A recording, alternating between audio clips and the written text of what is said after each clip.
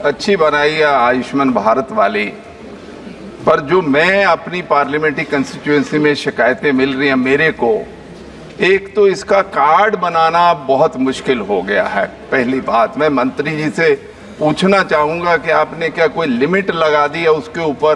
दूसरा जो इम्पेनल्ड हॉस्पिटल होते हैं, जो फ्री ट्रीटमेंट वाले, वो बहुत सारे गरीबों को रिफ्यूज़ करते हैं। माननीय मंत्री जी बताएं कि कैसे इसका हल किया जाए, क्योंकि वो लोग तो हमारे पास आ जाते हैं कि साहब मेरा इलाज करा के दो।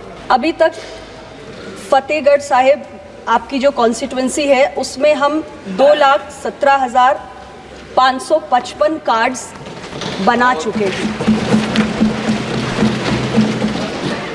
अगर मैं आपके राज्य की बात करूं तो पंजाब में हमने अभी तक 84.97 लाख इतने कार्ड्स बना दिए हैं आयुष्मान के। प्राइवेट हॉस्पिटल जो है, जो ट्रस्टीज़ के हॉस्पिटल है, उन्होंने इसमें आयुष्मान भारत की योजना स्वीकारी है, लेकिन कुछ प्राइवेट हॉस्पिटल है वो स्वीकारते ही नहीं सर। हमारे परेल में एक गले निगल करके हॉस्पिटल है, उनको पहले पूछा ये आयुष्मान भारत के अंदर क्यों नहीं करते, तो बोले इंश्योरेंस के पैसे समय पे नहीं आते।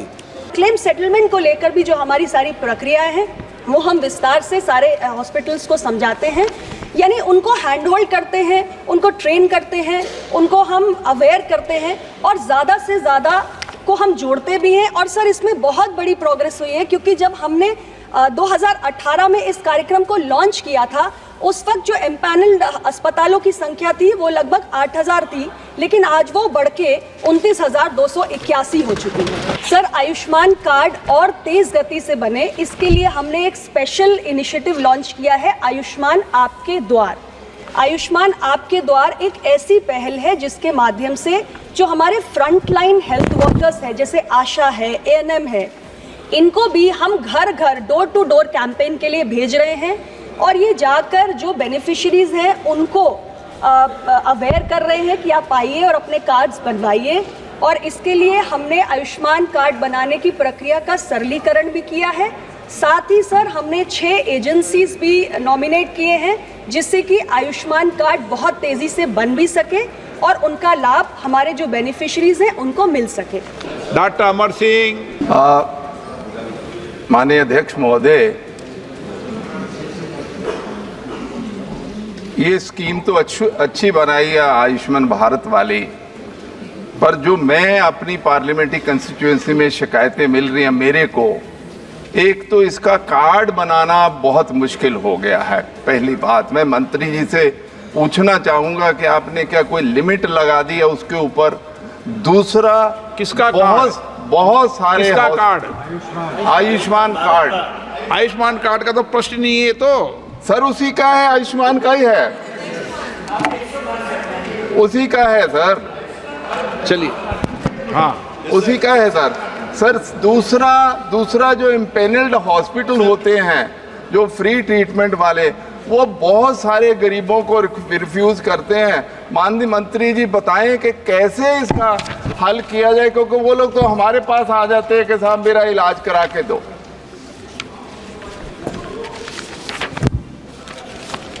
धन्यवाद सभा अध्यक्ष महोदय। सबसे पहले तो आपके माध्यम से माननीय सदस्य जी के सामने एक आंकड़ा मैं रखना चाहती हूँ, उनके अपने लोकसभा क्षेत्र का, चूँकि उन्होंने आयुष्मान भारत के कार्ड्स की संख्या का विषय उठाया है। अभी तक फतेहगढ़ साहिब आपकी जो कॉन्स्टिट्यूंसी है उसमें हम 2,17,555 कार्ड्स बना चुके हैं। अगर मैं आपके राज्य की बात करूं तो पंजाब में हमने अभी तक 84.97 लाख इतने कार्ड्स बना दिए हैं आयुष्मान के। माननीय सदस्य को मैं बताना चाहती हूं कि हमने जब 2018 में माननीय प्रधानमंत्री जी ने इस योजना का शुभारंभ किया झारखंड से, तब हमारे पास जो बेनिफिशरी बेस था वो 10 करोड़ 74 लाख का था, जो सब्सिक्वेंटली बढ़कर 12 करोड़ 34 लाख का हो गया। और निरंतर हम प्रयास कर रहे हैं कि जो आयुष्मान कार्ड्स का क्रिएशन है वो तेज़ी से आगे बढ़े। इसमें कुछ राज्यों की परफॉर्मेंस बहुत अच्छी है, जिसमें मेरा अपना गृह राज्य उत्तर प्रदेश भी है, बिहार भी है, ऐसे तमाम, आंध्र प्रदेश है, ऐसे तमाम राज्य हैं, महाराष्ट्र भी है। सर, आयुष्मान कार्ड और तेज गति से बने, इसके लिए हमने एक स्पेशल इनिशिएटिव लॉन्च किया है, आयुष्मान आपके द्वार। आयुष्मान आपके द्वार एक ऐसी पहल है जिसके माध्यम से जो हमारे फ्रंटलाइन हेल्थ वर्कर्स हैं, जैसे आशा है, एएनएम है, इनको भी हम घर घर डोर टू डोर कैंपेन के लिए भेज रहे हैं और ये जाकर जो बेनिफिशरीज हैं उनको अवेयर कर रहे हैं कि आप आइए और अपने कार्ड्स बनवाइए। और इसके लिए हमने आयुष्मान कार्ड बनाने की प्रक्रिया का सरलीकरण भी किया है। साथ ही सर, हमने 6 एजेंसीज भी नॉमिनेट किए हैं जिससे कि आयुष्मान कार्ड बहुत तेज़ी से बन भी सके और उनका लाभ हमारे जो बेनिफिशरीज हैं उनको मिल सके। श्री बेनी बेनन जी, सर, आपने दूसरा प्रश्न आप माननीय मंत्री जी, आप सदस्य को कैसे कर सकते हो कि दूसरा प्रश्न पूछो? सर,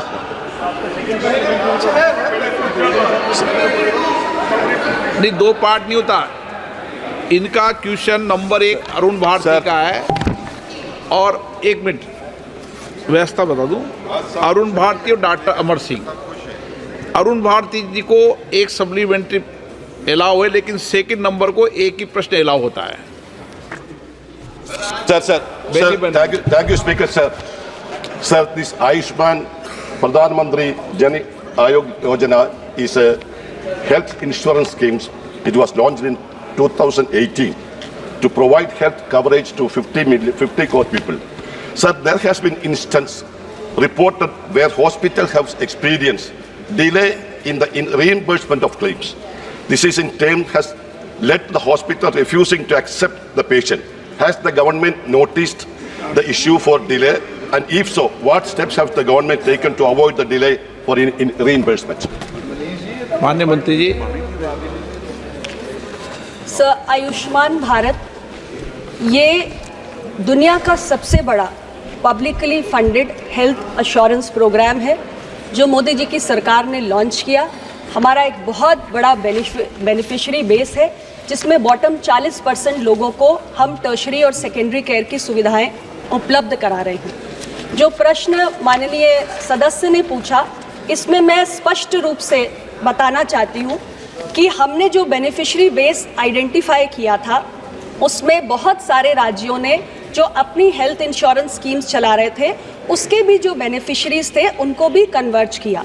जहाँ तक सेक्ट डेटा के अनुरूप आइडेंटिफाइड बेनिफिशरीज की बात है, उसमें हम इलाज के लिए स्टेट्स के साथ 60-40 की शेयरिंग करते हैं और किसी भी राज्य में जब क्लेम सेटलमेंट की बात आती है तो हमारी तरफ से जो भी फंड्स स्टेट्स को रिलीज़ होने होते हैं उसमें कभी कोई देरी नहीं होती है। लेकिन जो एडिशनल कभी कभी स्टेट्स ने बेनिफिशरीज ऐड किए होते हैं जिनका खर्च स्टेट्स को उठाना होता है, उसको लेकर कभी समस्याएं ज़रूर आती है। लेकिन ऐसी परिस्थिति जब भी विकसित होती है, we always talk to the states, communicate with them and these problems have been resolve. इसके अलावा हमने एक इनिशिएटिव ग्रीन चैनल पेमेंट का भी शुरू किया है। So this initiative is intended to expedite the claim settlement so that we see more and more participation of the empaneled hospitals. Hospitals which have a clean record, we give them 50% of upfront payment. So that is how we try to expedite this whole process. Shri Arvind Sawant जी। माननीय अध्यक्ष जी, बहुत बहुत धन्यवाद। यह scheme बड़ी अच्छी है, लेकिन मेरा एकदम पॉइंटेड सवाल है। प्राइवेट हॉस्पिटल जो है, जो ट्रस्टीज़ के हॉस्पिटल है, उन्होंने इसमें आयुष्मान भारत की योजना स्वीकारी है, लेकिन कुछ प्राइवेट हॉस्पिटल है वो स्वीकारते ही नहीं सर। हमारे परेल में एक गिलई निगल करके हॉस्पिटल है, उनको पहले पूछा ये आयुष्मान भारत के अंदर क्यों नहीं करते, तो बोले इंश्योरेंस के पैसे समय पे नहीं आते। तो ऐसे जो अस्पताल है उसके लिए आप क्या कर सकती हो, क्योंकि उसमें उनको इम्पैनल में लाना बहुत आवश्यक है। अब महाराष्ट्र की पॉपुलेशन देखोगे तो 1024 अस्पताल है, बहुत कम है अगर आप कर्नाटका या किसी से कंपैरिजन करोगी तो क्या उसके लिए सरकार कौन से कदम उठाएगी?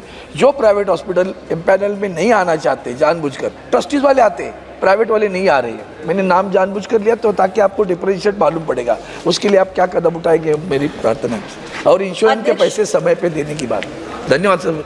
अध्यक्ष महोदय, जो दूसरा आपने हिस्सा है आपके प्रश्न का क्लेम सेटलमेंट का, वो मैंने इससे पहले के उत्तर में स्पष्ट किया। जहाँ तक एम्पैनलमेंट का विषय है, हमारी ये कांस्टेंट कोशिश रहती है कि जो एम्पैनल्ड अस्पतालों का नेटवर्क है उसको हम बढ़ाते रहें। इसके लिए सर नेशनल हेल्थ अथॉरिटी जो है वो हमारे स्टेट गवर्नमेंट से, स्टेट हेल्थ अथॉरिटीज़ से निरंतर बातचीत करती रहती है और हमारे जितने भी प्राइवेट हॉस्पिटल एसोसिएशंस वगैरह हैं उनको हम रेगुलरली टच करते हैं।